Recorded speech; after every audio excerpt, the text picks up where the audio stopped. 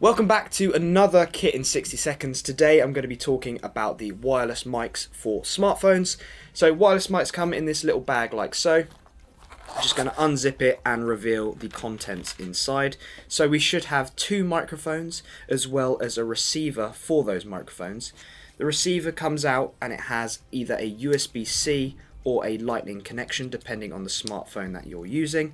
This one in particular, because we've got two different variants, but this one is as simple as plugging it in and connecting it to the microphones. So we're going to plug this into the bottom of my phone, and on the side, wherever it may be, should be a flashing red light. It should be blinking and not be stationary. So it's going to be flashing red, so that means it's in pairing mode.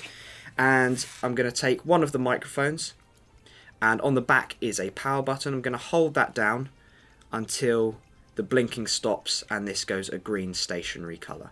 So just double checking on here, this is stationary and this is stationary, meaning they're both paired. So now you can use this as a microphone.